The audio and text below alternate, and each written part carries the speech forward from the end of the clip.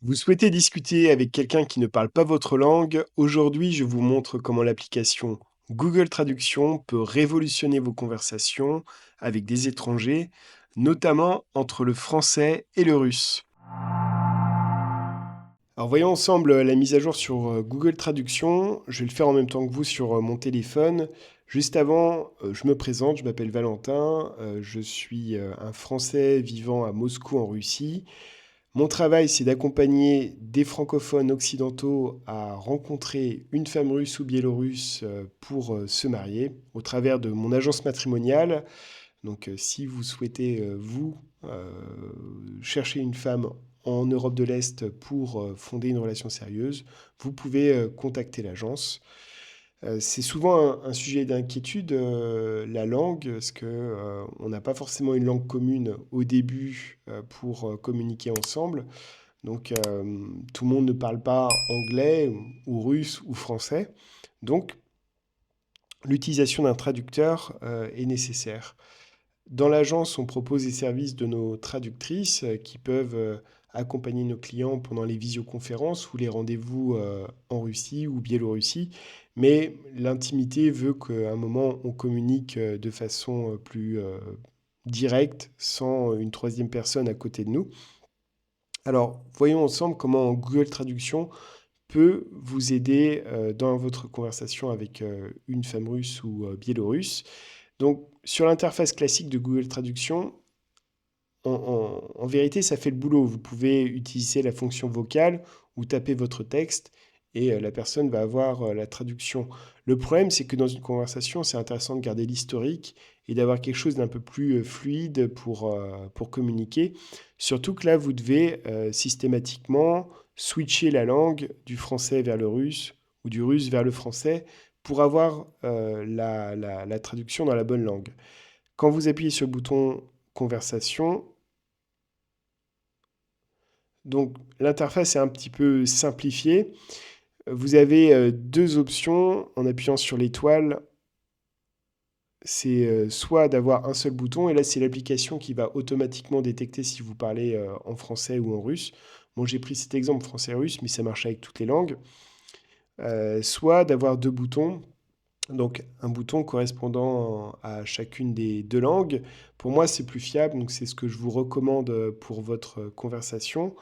Vous avez aussi la possibilité, en appuyant sur le bouton en haut à droite, pour basculer sur une interface face à face. Donc, ça veut dire que chacun voit ce qu'il dit et ce que l'autre lui a dit. Donc, on va tester ça ensemble.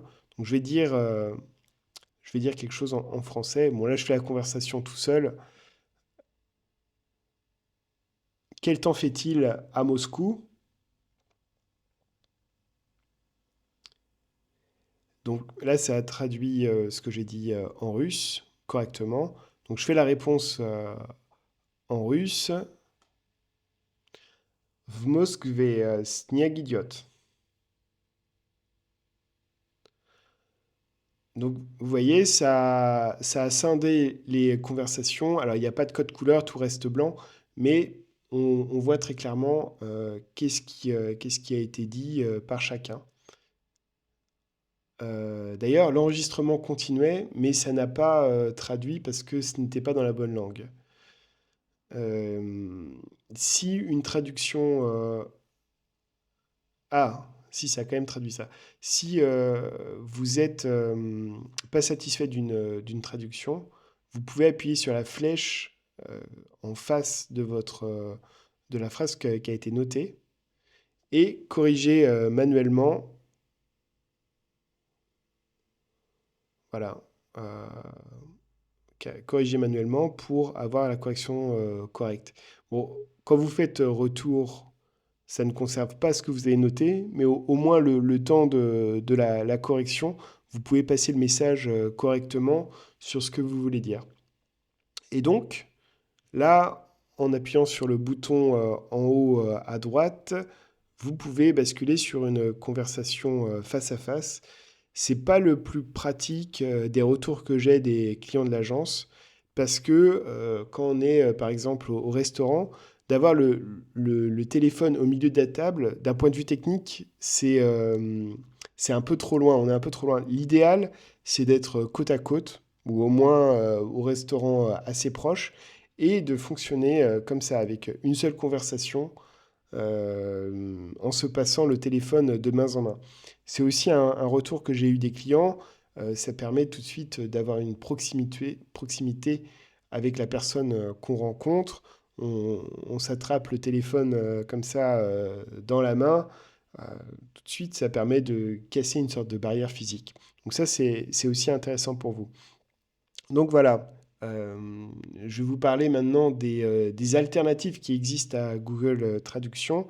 Donc il y a une alternative russe qui s'appelle Yandex Переводчик ou en français Yandex Traduction, qui est plus intéressante sur certains points, c'est-à-dire que euh, c'est une traduction qui est plus directe du français vers le russe. En fait, Google Traduction, ce qu'ils font, c'est qu'ils passent du français vers l'anglais et de l'anglais vers le russe.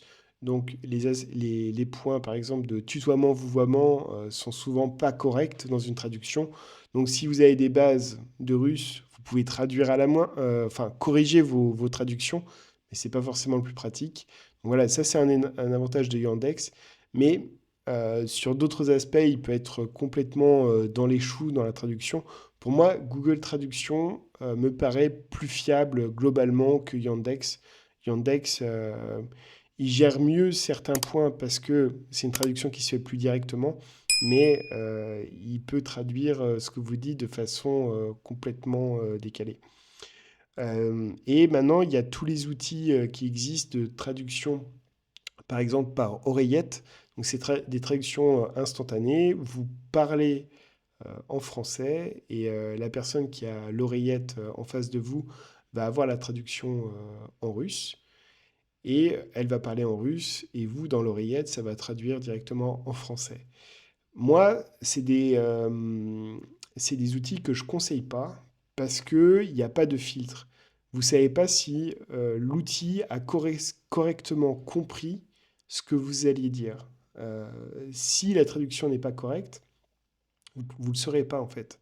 Et la personne en face de vous va peut-être avoir une information qui n'est pas celle que vous avez voulu transmettre. Donc moi, c'est des outils que je ne vous recommande pas. Google Traduction, tout le monde l'a, c'est gratuit. C'est même illimité, contrairement à d'autres services. Et ça vous permet de vraiment vérifier si ce que vous avez dit a été correctement compris par Google Traduction. Parce que vous pouvez voir votre phrase écrite en français. Donc faire un ajustement si ce n'a pas été correct. Voilà, c'est ce que je pouvais vous dire aujourd'hui sur la communication en direct avec une femme ou un homme étranger dont vous n'avez pas de langue commune, comment Google Traduction peut vous aider pour la communication. N'hésitez pas à me faire un retour en commentaire si cette vidéo vous a plu, abonnez-vous à la chaîne et je vous dis à bientôt pour une prochaine vidéo.